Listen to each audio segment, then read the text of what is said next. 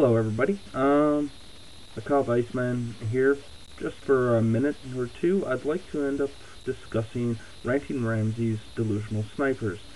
He ends up going on in the video to basically explain how he feels about the people who take in typical FPSs to just lay down in a hidden area and just take out anybody who decides to end up wandering into scope. And I can understand on how this not only ends up getting frustrating, but why it is that he wants to denounce this as any form of skill, or it may actually, I guess it would be more direct to end up saying he says it requires less skill, and to a degree I have to agree with that whole bit. First and foremost, I'm primarily a Call of Duty Modern Warfare 2 player. I'm a sniper and a camper. I'll say that right out, and that probably makes me the worst of both worlds as far as most people are concerned. Not my problem, and I'll get to that in a minute. Particularly my group ends up playing a lot of Team Deathmatch, and of course Team Deathmatch is based upon getting the most kills as a collective group. There's one particular bit though a lot of people tend to end up forgetting, is that this also includes your deaths. You can get 30 kills, and if you get 31 deaths, you are currently handicapping your team. This is not helping your team, and this does not make you amazing. Matter of fact, more often than not, this means you're doing a one-to-one trade and you're a fucking idiot. That's fine, some people want to end up playing it that way. Here's the thing about being a sniper, though, and a camper. Both of them play into the same ideals, using different techniques, but fundamentally the same thing. First of all, if you are locking down an area of a map, you are purposely denying the enemy particular routes without being fired upon.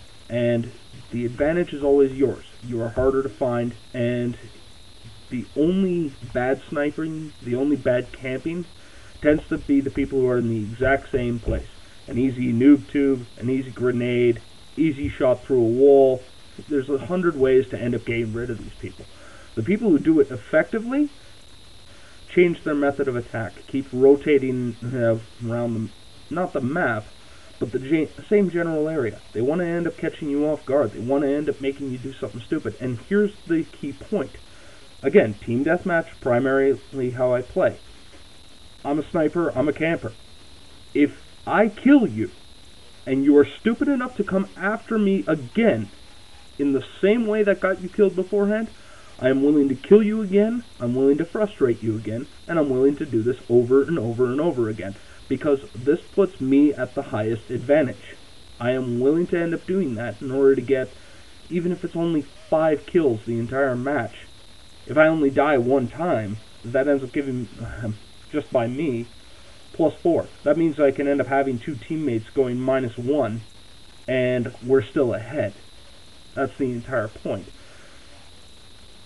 I can end up controlling sections of the map. I can end up guarding people's flanks. I can end up making sure that it is very difficult for a person to run and gun and catch a flank on any particular members who want to end up making sure that they themselves are not going to get shot in the back.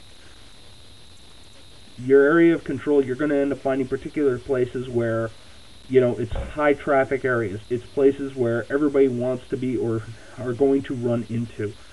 You control this map, you allow your team to end up going through these sections unhindered and stop enemy movement. This ends up forcing them to come another route and become more predictable and become easier to find, and the rest of the team does extremely well.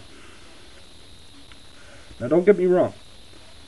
As far as the more skilled players, these are not the guys who are going to be doing this. The really high-skilled player recognizes that if he runs along these routes, he's going to end up finding people, and his reaction time, his aiming, his gun of preference are going to give him huge advantages. He's quicker at checking corners, harder to end up finding a way to end up hitting them in the back, harder to end up getting the drop on him. These are really high-skilled players.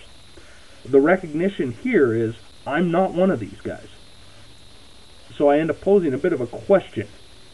Why would I end up purposely run and gunning against a person who's better at running gunning against me. That's me offering free kills.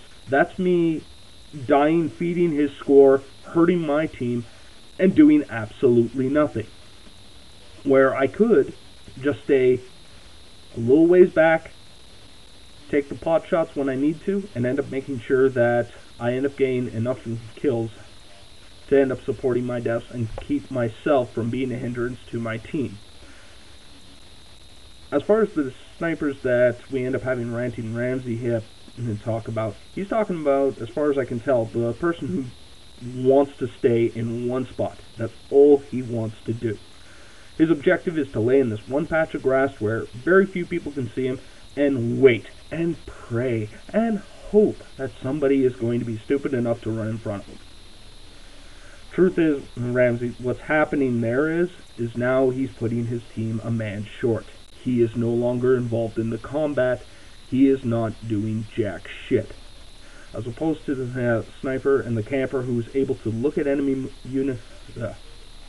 movement, be able to place himself in an advantageous position, and either stop them from coming around the flank or to end up covering his teammates' backs at any given time. These are huge differences in gameplay, but they are fundamentally important to recognizing a very crucial aspect, which is simply, why would I ignore any advantage I can take to end up ensuring my victory when it ends up coming down to the game of team deathmatch? This also works for just about any other game type you can take. It's fundamentally just using advantages, understanding that this person has an advantage with this. I would be a fool, I would be an idiot to charge in and just go guns blazing. Oftentimes I'll end up hearing comments like you made beforehand, kind of grow a piece, grow some balls and go in there. Fact of the matter is those kinds of taunts are often said by Goliath players. They're players who know full well that if that was the case, they'd be winning. Why would I ever want to end up playing that game? Why would I purposely give them the win? You know what I will do, though? I will deny them the chance to end up playing that game altogether. I will throw them out of their element. I will purposely do everything I can to infuriate this player. I will do everything I can to end up making sure that he can't get a flank. I can make sure that he does not end up having the opportunity to come at me, be it by claymore placement, by repositioning myself to watch where I used to be, and wait for him to try and get a flank on somebody who's not there. There's just a lot of little tricks and a lot of little tidbits, but primarily it's denying your enemy the chance to be able to end up winning by playing his game the way he wants to play it.